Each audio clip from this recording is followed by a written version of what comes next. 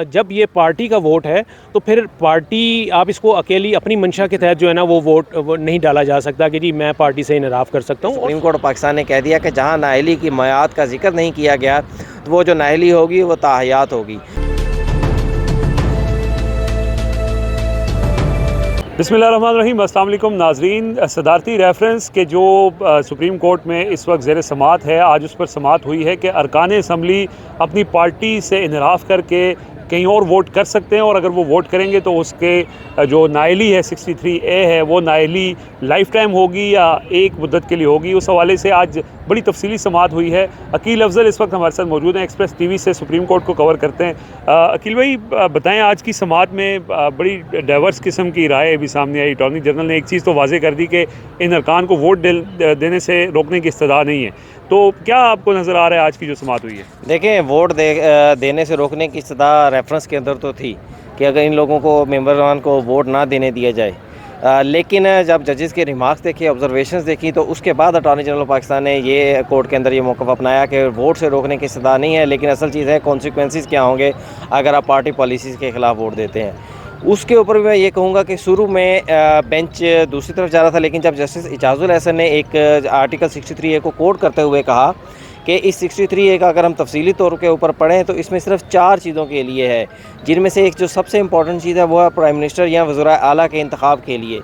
यानी कि अगर कानून साजी के ऊपर कोई मेंबर कोई भी इख्तलाफ करता है तो वो वोट दे सकता है, लेकिन अगर पार्टी पॉलिसी प्राइम मिनिस्टर का इलेक्शन होगा, CM का इलेक्शन होगा, तो पार्टी से इनहराफ के ऊपर उसके ऊपर डिफेक्शन क्लॉज जो है वो लागू हो जाएगा और उसको डी-सीट कर दिया जाएगा। उसके बाद जब जस्टिस इजाज़ुल एहसन ने इन 4 चीज़ों का जिक्र किया कि सिर्फ़ और सिर्फ ये 4 शराइत हैं जिनमें पार्टी पॉलिसी को लेकर चलना लाजमी है, उसके बाद हमें जो बेंच की जानिब से ऑब्जर्वेशंस दी गई वो निस्बतन यही लग रही थी कि इनफरादी तौर पर मजबूत करने की बजाय इदारों को या पार्टी को मजबूत करने की तरफ शायद बेंच जो है वो जा रहा है। चीफ जस्टिस ऑफ पाकिस्तान ने भी बड़ा क्लियर तौर पर इस केस के अंदर कहा कि उन्होंने कहा कि हमने तो बुनियादी तौर पे आइन को देखना है, और चीफ जस्टिस ऑफ पाकिस्तान ने केस के अंदर ये भी पूछा कि अगर फ़ैसले में के हवाले से इसमें हंगामियत क्या है, तो जिस पर अटॉर्नी जनरल ने यह भी इस्तदा की कि अगर इस केस को हम ख्वाहिश है कि इसको जल्द अज जल्द निपटाया जाए, और जो दूसरी पार्टीज़ के वकील थे उनकी जानिब से भी रिक्वेस्ट की कि इस केस को फौरी तौर पर लगाया जाए। जस्टिस मुनीब अख्तर ने भी इस केस के अंदर अहम सवालात उठाए, उनकी जानिब से भी यही ऑब्जर्वेशंस दी गई कि ये जो लोग छोड़ के जा रहे हैं ये किसी तरह भी दूसरी पार्टी को अगर वोट देते हैं तो इससे इनफरादी तौर पर लोग मजबूत होंगे। जस्टिस इजाज़ुल एहसन ने एक इंतहाई अहम कहा, उन्होंने कहा अक्सर ये जो कहा जाता है कि ज़मीर की आवाज़ है, ये ज़मीर की आवाज़ नहीं होती, ये सियासी आवाज़ होती है जब कोई भी शख्स एक पार्टी को छोड़कर दूसरी पार्टी में जाता है। अटॉर्नी जनरल ऑफ पाकिस्तान ने मौक़िफ़ अपनाया कि ये लोग सिर्फ जा नहीं रहे,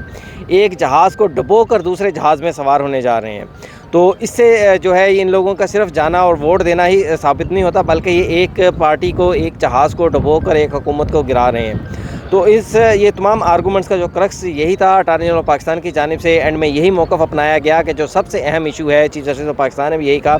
वो ये है कि अगर कोई शख्स पार्टी पॉलिसी के ख़िलाफ़ वोट दे देता है तो उसके क्या असरात होंगे, उन असरात के ऊपर अब बात होनी है। और इस हवाले से अटॉर्नी जनरल ऑफ पाकिस्तान ने यह मौक़िफ़ अपनाया कि 62(1)(f) के हवाले से सुप्रीम कोर्ट ऑफ पाकिस्तान का बड़ा क्लियर फ़ैसला है, जिसमें क्योंकि उसके अंदर नाअहली की मियाद का जिक्र नहीं किया गया था, तो इसलिए सुप्रीम कोर्ट ऑफ पाकिस्तान ने कह दिया कि जहाँ नाअहली की मियाद का जिक्र नहीं किया गया तो वो जो नाअहली होगी वो ताहयात होगी। और इस केस के अंदर भी जो ऊपर जो सबसे पहले उसकी हेडिंग है, मतलब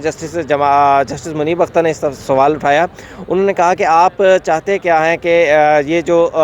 इसमें जो नीचे जो सब क्लास है इसकी, उसके अंदर तो सिर्फ़ और सिर्फ ये है कि डी-सीट का जिक्र किया गया है, उसमें डिस्क्वालिफिकेशन का जिक्र नहीं किया गया। तो उसके ऊपर अटॉर्नी जनरल पाकिस्तान ने यह जवाब दिया कि उनको डी-सीट का जिक्र नीचे किया गया, वो एक इलेक्शन कमीशन को कहा गया कि इलेक्शन कमीशन फौरी तौर पर उस मेंबर को डी-सीट करेगा जो अपनी पार्टी से इनहराफ करेगा। लेकिन ये इसकी अगर हेडिंग पढ़ें तो उसमें डिस्क्वालिफिकेशन का जिक्र है, जो साबित करता है कि जिससे ये चीज़ प्रूव होती है, हमारे मौक़िफ़ को स्ट्रेंथन होती है कि जो शख्स भी पार्टी पॉलिसी के ख़िलाफ़ वोट कास्ट करता है वो डिस्क्वालीफाई होगा। सुप्रीम कोर्ट को एक काफ़ी अरसे से कवर करने वाले सीनियर सहाफ़ी कामरान खान साहब हमारे साथ मौजूद हैं। सर, जो हुकूमत अचीव करना चाहती है बुनियादी तौर पर कि जो मुनहरिफ अरकान हैं उनको इस खौफ से डराया जाए कि ताहयात नाअहली हो सकती है, तो क्या आपको लगता है कि अदालत इस तरफ कोई हुकूमत को यहाँ से कोई रिलीफ मिल सकता है? देखिए, जो आर्टिकल 186 के तहत जो प्रेसिडेंशियल रेफरेंस आया है, उसमें एक सवाल ये भी पूछा गया है, इसी चीज़ की तशरीह मांगी गई है कि ये आर्टिकल 63A की वायलेशन करने वालों के ख़िलाफ़ जो डिस्क्वालिफिकेशन होगी उसकी मुद्दत क्या होगी, क्योंकि ये मेंशन नहीं है। ये ग्रे एरिया है जो कि आइन के अंदर हमें नहीं मिलता, रूल्स में भी नहीं है, लॉ में भी नहीं है। तो इसको अभी डब इस तरीके से किया जा रहा है। ज़ाहिर है हुकूमती ज़राए ये कह रहे हैं कि जी ये ताहयात जो नाअहली है ये ताहयात होगी, क्योंकि एक फ़ैसले इस तरह के सुप्रीम कोर्ट के आए हुए हैं जिसमें वो ये कहते हैं कि जहाँ नाअहली की मुद्दत मेंशन नहीं है कानून में या आइन में, तो इस मेंशन ना होने की वजह से इसको ताहयात ही समझा जाएगा। लेकिन इसमें एक थोड़ी सी तफरीक ज़रूर कर लीजिए कि जो सुप्रीम कोर्ट ने फ़ैसले दिए हैं वो आर्टिकल 62(1)(f की वायलेशन में दिए हैं, उसको सामने रख के दिए हैं। और वो 62(1)(f जो है that relates to moral turpitude, यानी अखलाकी जुर्म हो, कोई ऐसा जुर्म जिसमें कि आप बददयानत साबित हों, जिसमें आप ख़ाइन साबित हों, गैर सादिक साबित हों, गैर अमीन साबित हों, ख़ाइन हो जाएं, ऐसा अमल हो, इन बुराइयों का आपको मुर्तकब ठहराया जाए, तो इन दैट सेंस आपकी जो नाअहली है वो ताहयात है। ये सुप्रीम कोर्ट की फ़ैसले जो हैं वो कहते हैं। अब ये जो 63A की नाअहली है, इसको आप मॉरल टर्पिट्यूड में तो मेरे ख़्याल में इसको नहीं रखा जा सकता। आप एक सियासी फ़ैसले होते हैं कि जी आप अपनी पार्टी से गद्दारी करते हैं और आप अपनी पार्टी के ख़िलाफ़ चले जाते हैं, तो ये कोई मॉरल टर्पिट्यूड नहीं है। ये शायद मैं समझता हूँ कि डिसऑनेस्टी अगर है तो सिर्फ अपनी पार्टी के साथ है, ओवरऑल इसको डिसऑनर्ड या ऐसे शख्स को आप गैर सादिक या गैर अमीन के कैटेगरी में नहीं फॉल कर सकते। तो इसलिए शायद ये ताहयात वाली बात जो है ये इस केस में शायद वो सुप्रीम कोर्ट इस हवाले से मेरा नहीं ख्याल कि वो ये तफरीक रखेगी 63A में और 62(1)(f में। सर, आज वैसे अदालत ने, जजेस ने इस बात की तरफ भी इशारा किया है कि अपनी पार्टी से इनहराफ नहीं किया जा सकता, इनफरादी वोट की कोई हैसियत नहीं है, इस हवाले से बात की है। तो ये भी हो सकता है कि इनफरादी वोट की हैसियत नहीं है, पार्टी से इनहराफ नहीं किया जा सकता, तो उस हवाले से अदालत कोई ऑब्जर्वेशन दे दे। जी बिल्कुल, ये आज भी जज साहिबान ने ये ऑब्जर्वेशन दिए हैं। और जब पहली समाअत इसकी हुई थी तो उस वक्त भी, गुज़िश्ता समाअत में भी जस्टिस मुनीब के ये रिमार्क्स थे। उनका ये कहना था कि ये आइन के तहत ये जो इनका वोट होता है एक पार्टी कैंडिडेट का या पार्टी मेंबर का, वो उसकी पार्टी का वोट होता है, क्योंकि वो पार्टी का मैंडेट लेकर आया होता है, पार्टी ने उसे मैंडेट दिया होता है, उनकी सपोर्ट होती है, उनके वोट होते हैं, उनका मंशूर होता है जिसको लेके वो अपना वोट, इसलिए ये उसका इंडिविजुअल वोट नहीं शुमार होगा। ठीक है, इसी चीज़ को ये फवाद चौधरी साहब वज़ीर इत्तलात हैं, वो भी इसी चीज़ पे स्ट्रेस कर रहे हैं, वो भी कानूनदान हैं, वो भी इसी चीज़ पे स्ट्रेस कर रहे हैं कि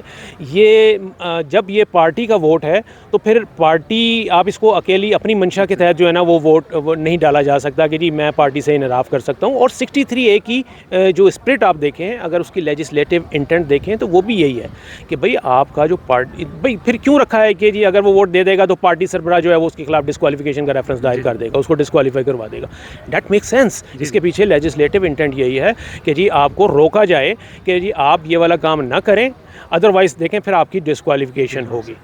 अच्छा सर, इस वक्त जो करंट पॉलिटिकल सिचुएशन है, आपकी बड़ी गहरी नज़र है सारे सियासी मामलात के ऊपर भी, आपको लगता है कि जैसे हुकूमत ये कह रही है कि सुप्रीम कोर्ट आइंदा की सियासत का तयन करेगी, तो यहाँ से कोई ऐसा फ़ैसला आ सकता है कि जो पॉलिटिक्स के ऊपर या मौजूदा जो सियासी बहरान है उसको उसके हवाले से कुछ पर असरअंदाज हो सके? देखें, एक बहरानी कैफियत जो मुझे नज़र आ रही है एज ए स्टूडेंट कह लें, एज ए जर्नलिस्ट कह लीजिए आप, कि जो वो ये है कि जो इस वक्त प्रोसीडिंग चल रही हैं सुप्रीम कोर्ट में, इसमें इट विल टेक टाइम, ये टाइम कंज्यूमिंग एक्टिविटी है। इसमें ऐसा नहीं हो सकता कि कोई समरी ट्रायल हो रहा है और उसमें आप फैसला दे दें। आज ही आप देखिए कि सारा दिन अटॉर्नी जनरल के he was on the rostrum और कल भी वही कंटिन्यू करेंगे। अभी सिर्फ अटॉर्नी जनरल की बात हो रही है, अभी तमाम पार्टी जो हैं, पॉलिटिकल पार्टीज़ वो इसमें फरीक हैं, उन्होंने बड़े बड़े वकीलों को हायर किया हुआ है। अगरचे अदालत ने इसमें कंसाइज स्टेटमेंट्स जो हैं उनकी मांगी हुई हैं। इवन दैट आपका हक होता है कि जितना टाइम आपने एक फरीक को दिया है उतना ही टाइम जो है वो दूसरे डिफेंडेंट को भी दें, तो वो लोग भी इतना ही टाइम लेंगे। ज़ाहिर है जब आप एक एक दिन की तवालत से ले रहे हैं टाइम, तो ये। और दूसरी जानिब क्या है कि वो एक टाइम फ्रेम है आर्टिकल 95 के तहत कि जी एक अगर टेबल हो जाती है वो तहरीक अदम एतमाद, तो इन डैट सेंस कि आपको 3 दिन के बाद और 7 दिन से पहले आपको वो कराना पड़ता है, यू नो डैट। तो अब वो टाइम आ जाए, फ़र्ज़ कीजिए कि अगर कल के इजलास में हम फ़र्ज़ कर लेते हैं कि जी नो कॉन्फिडेंस जो अगर टेबल हो जाती है, तो इसका मतलब है कि जी द क्लॉक स्टार्ट टिकिंग,